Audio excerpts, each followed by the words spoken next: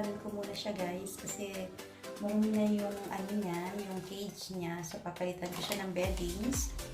Tapos aayusin ko yung mga gamit niya, hugasan ko para malinis siya ulit guys. Lagay ko muna siya dito guys sa lalagyan niya para makapagdalo din muna siya habang nililinisan ko yung kanyang cage.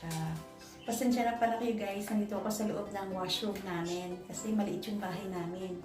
So, hindi rin ako makapaglinis doon sa kitchen dahil syempre, di ba, hindi ito pa pwede doon dahil pagkain doon guys eh. So, dito na lang ako sa washroom. Anyway, malinis naman na yung washroom namin. So, nakapaglinis na ako. So, yun guys, ilalagay ko muna dito si Utoy. So, ipapakita ko sa inyo guys.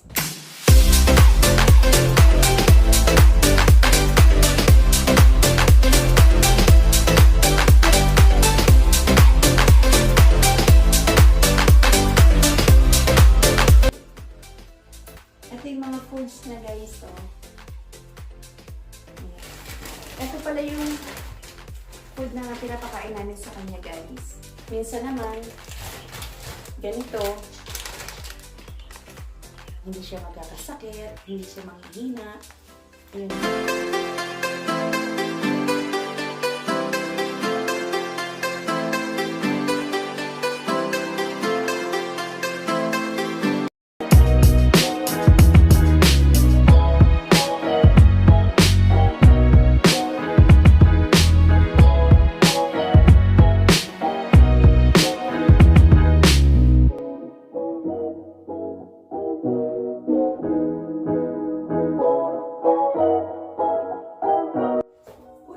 Saglit lang.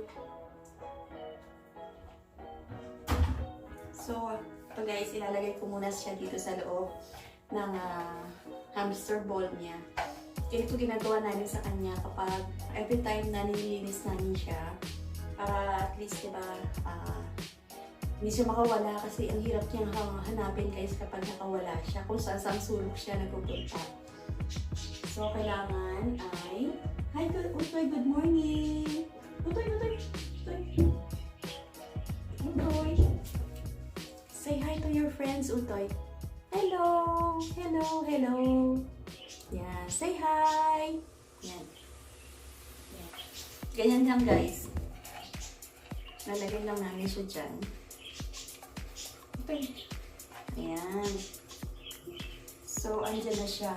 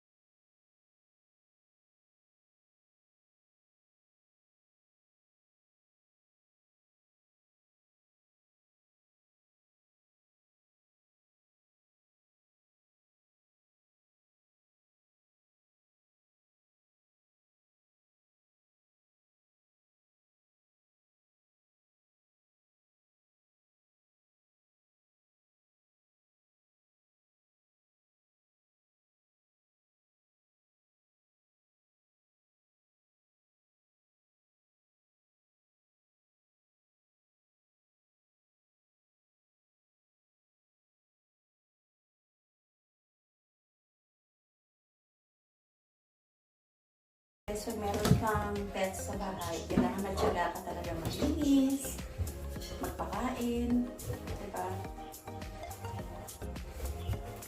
Kasi kawawa naman sila guys kapag hindi mo aalagaan mabuti. Diba? Kasi may buhay din sila, so kailangan din natin silang alagaan para hindi sila mamamatay guys.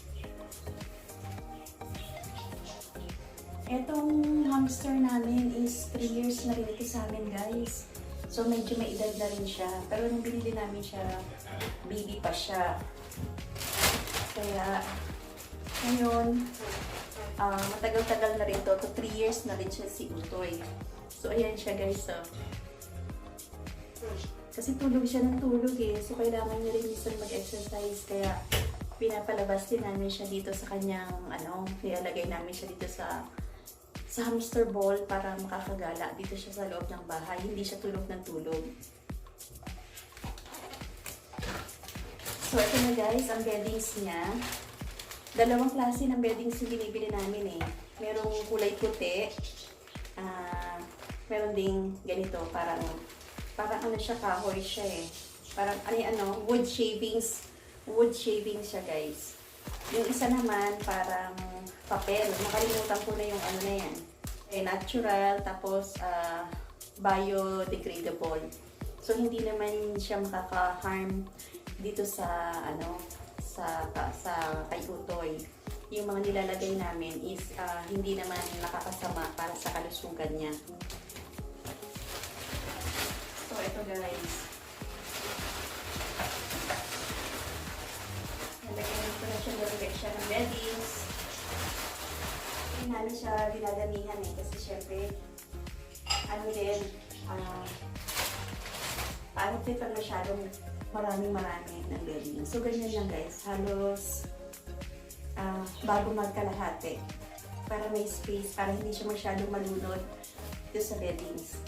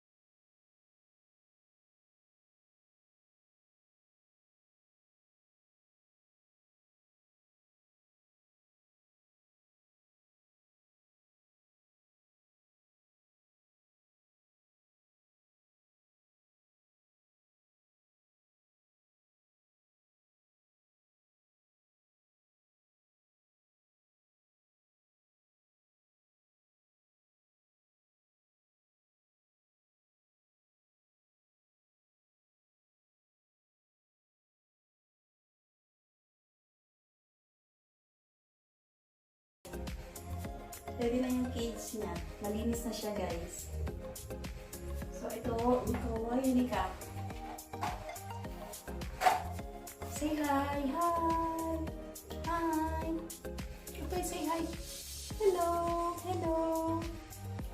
Oh, ayan siya, guys. So, ibabalik ko na siya dito sa cage kasi malinis na. Ayan. So, nagiging masaya rin yung mga pets natin kapag malinis yung mga lalagyan nila, diba? Parang sa atin, parang bagong ligo, parang gano'n. Presko din, ganyan. Tsaka healthy din sila palagi pag lagi silang malinis, guys. So, ayan. Say hi, dali. Bye-bye ka na. Bye-bye. Bye-bye. Gusto niya tumalon, guys. Ayan. Sige na, bumalik ka na. Okay, Utoy. I'll go to your cage, Utoy. Ayan. So, ayan na siya guys. Ayan, kung makikita ninyo, ilalapit ko lang guys sa camera para at least makita nyo guys. Utoy! Say hi, Utoy! Ayan guys. Pinagpitin ko muna itong mga kalat ko dito sa loob ng aming washroom. At mag-aayos ulit ako guys. So, yun muna guys. See you later. So, ayan na guys si Utoy. Nakabalik na si Utoy guys sa lalagyan niya. Ayan, nakatulog na siya ulit. Wala na siya dyan sa loob. Ayan na siya guys. Hindi na siya makikita. Tapos si Green at saka si Blue. Ayan. Say hi! Blue and Green. Blue and Green. Say hi! Blue and Green. Ayan sila guys. Ayan guys. So, ang next ko na naman na gagawin ngayon guys, ako ay magtutupi ng aking mga sinampay. Ayan guys, so. Kahapon pa yan, hindi ko pa siya natitiklop guys kasi, di ba kahapon marami din akong ginawa. Tapos nagluto din ako. So, ayun guys, hindi ko na siya natapos kahapon. So, itutuloy ko naman siya ngayon. So, itong gagawin ko ngayon guys.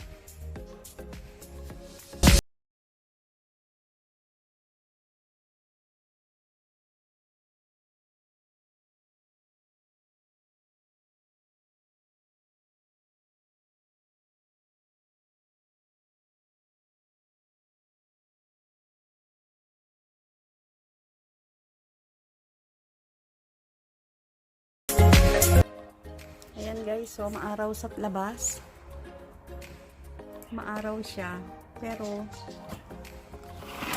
mas snow pa rin guys. Ayan o. Maganda lang yung weather kasi maaraw. Pero, pag lumabas ka guys, malamig pa rin. Pero at least hindi siya gloomy. Ayan guys. Yan ang weather sa amin ngayon. Andito ko lang kasi kinukunan sa window guys kaya limited lang na makunan ko yung kapaligiran namin dito. So ayan guys. Ayun, maaraw. Ayan.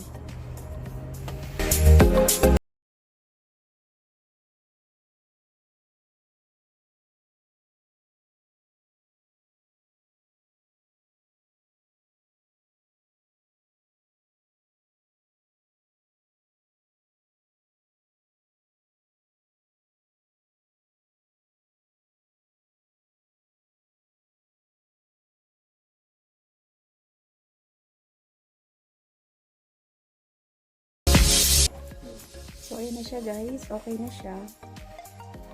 Naayos na. So, ayan na lang muna guys ang ating vlog for today. Thank you again and God bless you all. See you guys.